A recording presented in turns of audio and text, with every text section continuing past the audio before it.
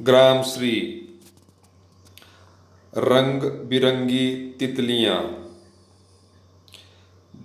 गेहूं के खेत।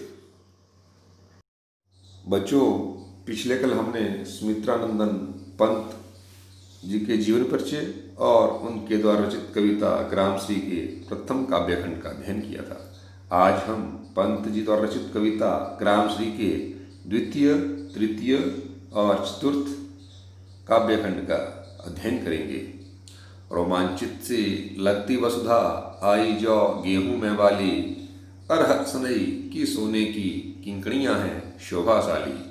उड़ती भीनी तैलाक्त गंध, फूली सरसों पीली पीली, लो हरित धरा से झांक रही, नीलम की कली तीसी नीली।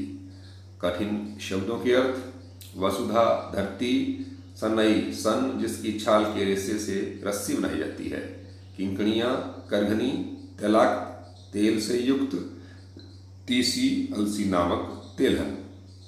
व्याख्या। रोमांचित सी लगती वसुधा, आई जौ गेहूं में वाली, अरहर सनई की सोने की किंकणियां हैं शोभाशाली। बच्चों, पंत जी कहते हैं कि गेहूं जौ की फसलों पर बालियां लग गई हैं, इसलिए सारी धरती रोमांचित सी प्रतीत होती है। अरहर और सनई पर सुनहरे रंग की बालियां लग गई हैं, जो करघनी के समान शोभादायक प्रतीत होती हैं। उड़ती भीनी तैलाक्त गंध, फूली सरसों पीली पीली, लो हरित धरा से झांक रही, नीलम की कली तीसी नीली। सारे खेतों में सरसों के तेल से युक्त भीनी भीनी गंध फैली हुई है। सरसों पीली पीली सब तरफ फैली हुई है। कवि आश्चर्य में भरकर कहता है कि जरा देखो तो, हरी भरी धरती से अलसी के पौधों पर नीली नीली कलियां भी झांकने लगी हैं।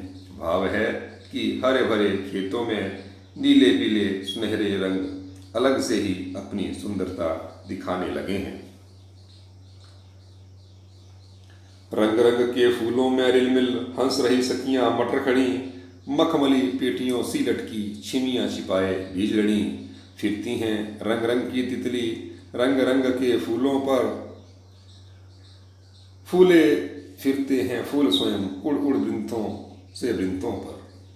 कठिन शब्दों के अर्थ। रिलमिल मिलजुल कर, छिमियां फलियां, वृंत डंठल। व्याख्या। रंग रंग के फूलों में रिलमिल हंस रही सखियां मटर खड़ी, मखमली पेटी यों सी लटकी छिमियां छिपाए बीज रड़ी। फिरती हैं रंग रंग की तितली। व्याख्या।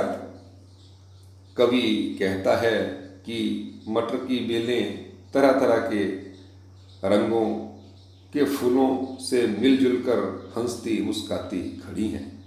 उनकी हरी भरी फलियां अपने भीतर बीजों की लड़ियों को छिपाकर मखमल की पीठियों की तरह लटकी हुई हैं। फिरती हैं रंग रंग की तितली, रंग रंग के फूलों पर सुंदर फूले फिरते हैं फूल स्वयं, उड़ उड़ वृंतों से वृंतों पर। बेलों पर लगे रंग बिरंगे फूलों पर रंग बिरंगी तितलियां मंडरा रही हैं। ऐसा प्रतीत होता है कि फूलों पर फूल ही गिर रहे हों, डंठलों पर जैसे डंठल ही उड़ उड़कर घूम रहे हों। अब रजत स्वर्ण मंजरियों से लद गई आम्र तरु की डाली, झर रहे ढाक पीपल के दल, हो उठी कोकिला मतवाली।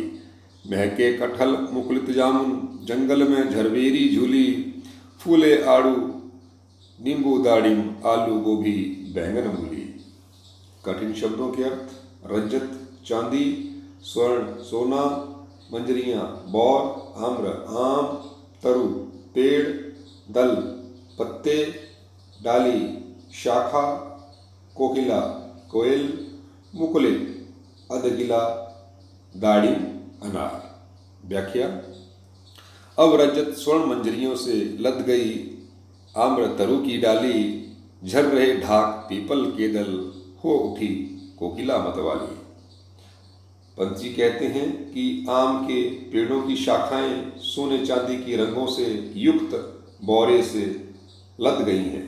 ढाक और पीपल के पुराने पत्ते पेड़ों से गिर रहे हैं।